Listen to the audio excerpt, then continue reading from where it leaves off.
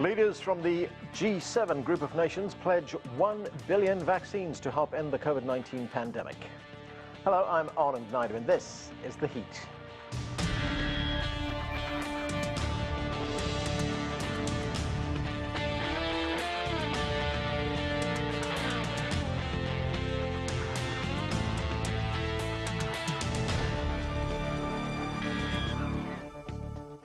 In an effort to vaccinate the world by the end of 2022, leaders from the world's most advanced economies announced their commitment to share 1 billion doses of vaccine with developing countries. Recovery from the global pandemic, climate change, cybersecurity and relations with China are all on the agenda at the G7 summit. CGTN's Nawied Jabarkhyl begins our coverage with this report from Cornwall in England. It's been an eventful first day here at the G7 summit. It started with a pledge to offer 1 billion vaccines for poorer nations around the world, half of that offered by the United States. UK Prime Minister Boris Johnson, who's chairing the meeting, wants everyone worldwide to be vaccinated by the end of next year. But the timing of that deadline has raised concerns. Both the World Health Organization and the Global Vaccine Alliance say shots need to be shared immediately, particularly at a time when the wealthy nations attending here have raced ahead with protecting their own people. The other major issue on day one was climate change and trying to get rich nations to honour commitments to deliver $100 billion each year to protecting the planet. But this event is also about diplomacy. The leaders mingled with each other informally on Cornwall's beaches, the first time they've been able to meet in person since the pandemic began. And on foreign policy, they appeared to put on a united front. We need everyone across the world. We want to work together, especially on the issue of climate protection and biodiversity, where we will never find solutions without China. Those diplomatic lines will be watched closely in other power centres around the world in the coming days. But following a day of talks here, it was a royal reception for the leaders and a chance to dine with the Queen and her son, Prince Charles. The location was the world's largest indoor rainforest, another attempt to raise awareness about global warming. Nawied Jabarkhyl, CGTN, St Ives. For more now on the G7 summit, let's bring in our panel. Joining us from Beijing is Qinduo. He's a political analyst and host of CGTN's Dialogue Weekend. From North Carolina, Klaus Larres is a professor of history and international affairs at the University of North Carolina at Chapel Hill. From Washington, D.C., Harlan Ullman is the chairman of the Killowen group, and Becker is the executive director of the Answer Coalition right here in Washington, D.C. Thank you, everyone, for being with us. And Brian, let me start with you. The White House says that this trip, which will be Biden's first overseas trip as president, will highlight, quote, his commitment to restoring our alliances. The Financial Times had a report last week talking about this trip, and it said that Biden's main foreign policy goal is to work with allies to constrain China. Is this what this summit is going to be about? The United States trying to get its allies in Europe to turn the screws on China? I think so. I think that's what the U.S. intention is when the Biden administration speaks about allies and the need to bring our allies together. It may sound sort of benign, but given the fact that the United States is now committed itself on the basis of military doctrine and a new foreign policy orienting towards major power conflict with China, and it's a full spectrum confrontation with China in the South China Sea, in the arms race, in the Arctic, in outer space, and then there's the economic side of the confrontation or competition.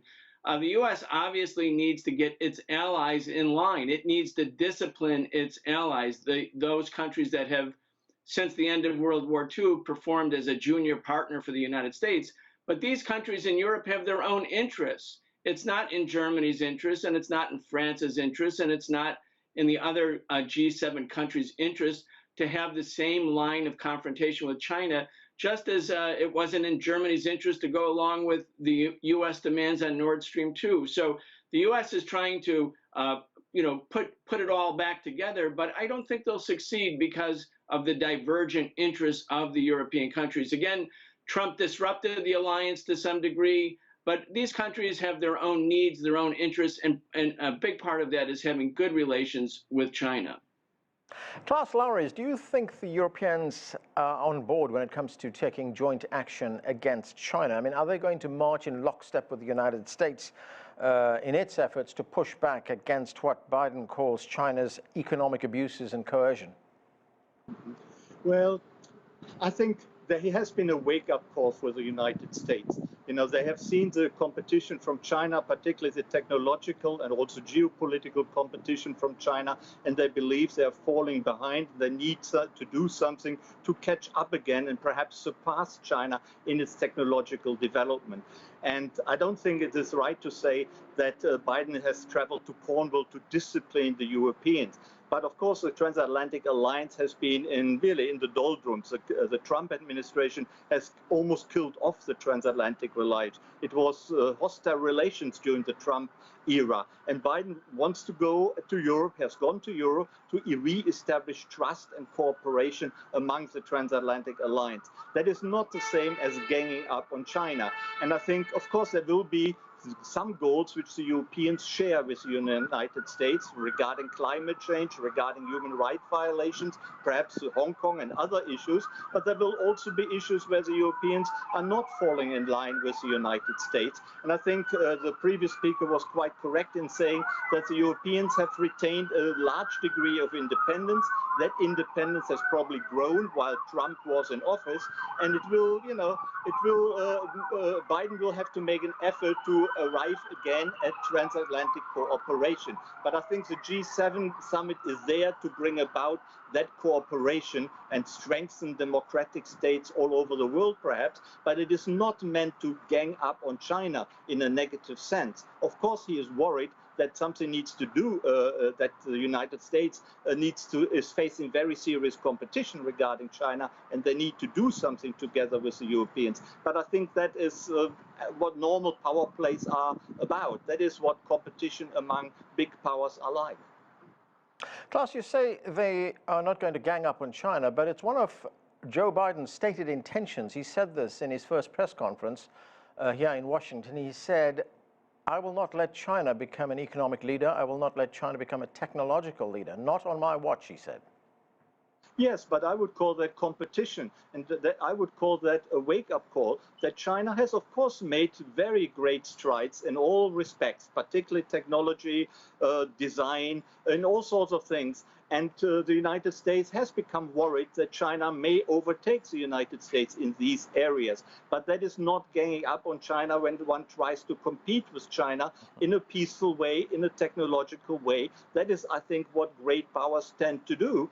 And it would only be natural that the United States doesn't want to be left behind by China. I think it would be the other way around as well. Any great power will be concerned that another one may overtake it. And so Biden, of course, and the United States have been used to world leadership for the last 4 or 5 decades and longer, and they are worried about what is happening. So they want to get their act together and compete more constructively. I would say it was a wake-up call for the United States, and they are trying to address it.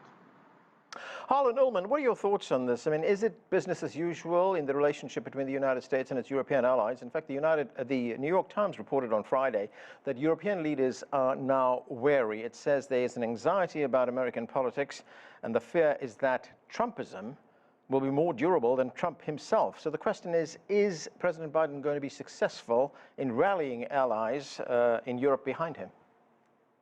First, it's not surprising that on Chinese television, the role of China in this G7 summit would take precedence.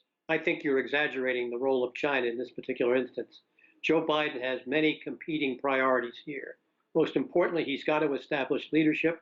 He's got to establish a relationship with his peers and colleagues. And I think that's most important, not only domestically, but internationally. And you can see for the initial reports and visuals that this G7 is appearing to be much, much more friendly. And indeed, the Queen probably stole the show. Having said that, the top part of the agenda clearly was dealing with the pandemics and making sure that sufficient numbers of vaccines will be made available. Climate change is also going to be very real. And I think that the way that China will be approached in this summit is through the session on Saturday on so-called open societies, which means democracies versus autocracies. And I think what Biden will be doing is the soft sell vis-a-vis China. Don't forget, the United States has not finished its assessment of what its policies are going to be, and the White House is still negotiating at the very senior level with Chinese officials right now. So I don't think anything will be done to undercut that. But what Joe Biden wants to get out of this is the beginning of a reestablishment of American leadership, of his leadership, and then coming to agreement on climate change, on what we're going to do about responding to economic resilience and recovery, which is a big topic that will be covered tomorrow. And I think those are the big issues. Now, China will be, I'm sure, much more important in the next meeting with NATO and even with the European Union. Don't forget, he's got 3 more meetings with NATO and the European Union, which may be the most important, because that's where he's got to make some very, very key points, as well as a meeting with Vladimir Putin. But this meeting is to rally the G7 in a very, very qualitative rather than a quantitative way to get general agreement on various directions. And I think that's what Joe Biden wants to get out of this. But at this stage, I don't think you're going to see any major confrontations over China. For the moment, there are more important issues, and China is going to be dealt with, as I said, in the context of NATO and possibly with the European Union. Qinduo Xu, China, of course, is not a member of the G7. How will Beijing be looking at this, Beijing and President Xi Jinping, looking at these efforts by the United States and its relationship with China? Well, obviously, the U.S. is trying to recruit its European allies in its fight with China over this, you can say, global leadership or competition of the future 21st century over there. And another important thing to watch is really about the reaction or responses from European countries over there. European countries have talked about strategic autonomy, and President Macron have talked about, just one day before the summit, about, France is not a vassal state to China, nor will be aligned with the U.S. and the Indo-Pacific region over there. So it demonstrates this desire to be independent, demonstrates their priority is different from Washington. If you look at the European relationship with China, for example, there's a recent survey of the European, done by the European Chamber of Commerce about European business in China. 68% of them, they are optimistic about the future in China, 20% percentage increase of last year. And also the World Bank, the prediction of Chinese economic growth of 8.5% actually increased from previous prediction in January. So the relationship, in particular, economic trade and the investment relationship between China and the EU remains very strong. And that's, I would say, one of the very important sector between the two sides. And also China is not regarded, and China is not national security to European Union. And China is not competing with the European Union over geopolitical influence over there. And China is not even competing with the US. China is very reluctant to compete with the US. And China is focusing on itself to build a better life, a better living standard for its people. Remember, the per capita GDP of China is still lagging far behind of many, many nations. So that's the focus of China. But, the US sees, I understand that there's a concern in the U.S. somehow, they will not accept the loss of global leadership, but it's really about the U.S. The threat or the challenges from within. For example, Trump may have left the White House. Trumpism remains there. Systematic racism over there. Or you can see incarceration rate is one of the highest in the world. That's the problem of the U.S. China is not the problem of the U.S. Brian, to the point that Qinduo Xu is making there, and as Harlan Ullman said, this is about autocracy versus democracy. Yeah, I just don't see that at all. I mean, it's quite ironic that G7 countries, it's like a get-together of all the old colonizers, all of these countries that denied democratic rights for all of their subjects in Africa and Asia and Latin America and the Middle East, suddenly, taking the great mantle of being the great democracies. And China is now a terrible autocracy because it's continued a peaceful economic rise. I mean, the United States has 800 military bases in 130 countries. Well, how many military bases abroad does China have? The United States endlessly goes to war. Afghanistan, Iraq, before that Vietnam, Korea. What about China's record? I mean, does autocracy What's the definition of autocracy here? When you have the colonizing powers come together, they still dominate the global south. They have endless wars. They're intervening. NATO is intervening in Afghanistan, which is clearly not part of the North Atlantic. So I don't buy it. I think this is part of the demonization of China to try to say this is a struggle between good and evil, when in fact it's the United States fearing any competition, not because China is a threat, but because China represents an alternative for U.S. hegemonic power in the world. Because if China exists with Belt and Road, it provides an alternative. The countries in the developing world and in Europe can go somewhere else. They don't only have to come to the door in Washington. Harlan, I want to give you a chance to quickly respond to that, and then I want to move on to the global efforts to overcome the pandemic. Well, somebody ought to move into the 21st century. I mean, I think that argument was ludicrous and ridiculous about the colonizing powers. Look, there are many things that you can criticize the United States for, and I fully agree. And quite frankly, the opinion in Europe is very, very largely that while they like Biden, they don't trust the U.S. government. And all you have to do is look at the shambles here in Washington and what Biden is doing. And I do not agree with this notion of democracies versus autocracies. This is John Kennedy saying we'll pay any price, bear any burden. Yep. But having said that, the United States has done a great deal more good than it has, even though it's made big mistakes. And look, the issue in China and the United States, both sides have made errors. Both sides are viewing each other in too much of a hostile environment. And the issue is, how do we back down from the so-called great power competition? Right. In 1914, that didn't work. We need to find an off-ramp, and that is the most important issue between the United States and China right now, and I hope we do find that off-ramp. All right, Klaus, let's talk about the pandemic. This meeting will be the first face-to-face meeting that the leaders will hold since the coronavirus pandemic swept the globe. Here's the British Prime Minister, Boris Johnson, at the G7. Let's listen. I actually think this is a meeting that genuinely needs to happen, because we need to make sure that we learn the lessons from the pandemic. We need to make sure that we don't repeat some of the errors that we doubtless made in the course of the last 18 months or so. And we need to make sure that we now allow our economies to recover. The G7 leaders, Klaus, they've pledged to provide 1 billion vaccines to mainly developing countries. What do you make of that effort? Well, that's a very sensible effort. I mean, the United States and also most European countries are among the richest countries in the world. They have a surplus of vaccines. Certainly the United States has. It is only right to dedicate and donate some of this surplus vaccine to the much poorer countries in the world, and to do that via the COVAX initiative makes an awful lot of sense. And the United States has shown generosity here, and I think that should be applauded. But of course, the devil is in the detail. We need to see whether the vaccines actually arrive, and once they have arrived, whether they find their way into the arms of the local population, and that there's no differentiation between rich and poor country in these countries where the donations go to.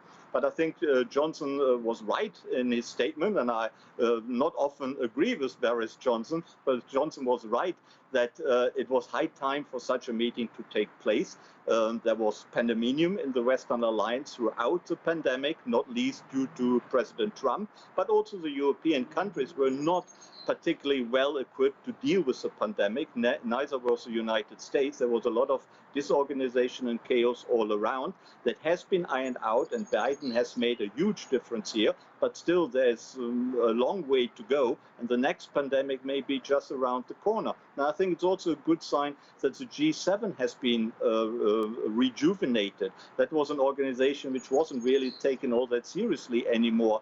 Again, during the Trump era, it really was a sideshow. And I think Biden and Boris Johnson have given new life to that organization. And it's a small organization. It is only the first stepping stone towards discussing the issues they discuss in a larger framework like the G20 and eventually at the OECD and also at the United Nations. Right. But as a kind of a club of the Western countries, of the richest countries in the world, to organize something like vaccine donation and vaccine distribution, the G7 makes a lot of sense. And I think so the meeting needs to be applauded. It was a sensible idea to have it.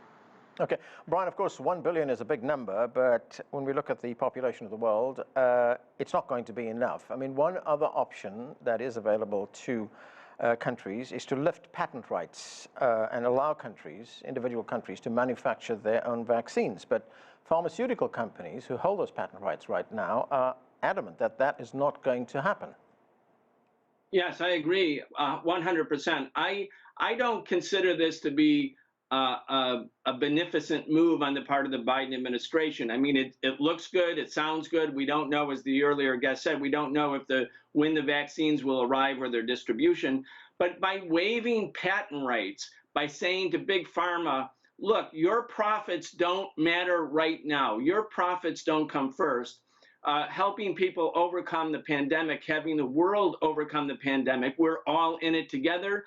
Well, lift the patent waiver, have a waiver for the patent rights so that all of the countries can immediately produce that which they need in order to vaccinate their population. This was a victory for Big Pharma because now you have the U.S. government, which I think is also competing with China and with Russia in terms of vaccine distribution, to actually buy the product from Big Pharma rather than doing what the right thing to do, the ethical, the moral thing, and what the world needs from a public health policy, which is to waive the patent rights. Harlan, Ullman, President Biden announced earlier this week that the U.S. will actually provide 500 million doses, 500,000. Let's listen to what he had to say. Let me be clear.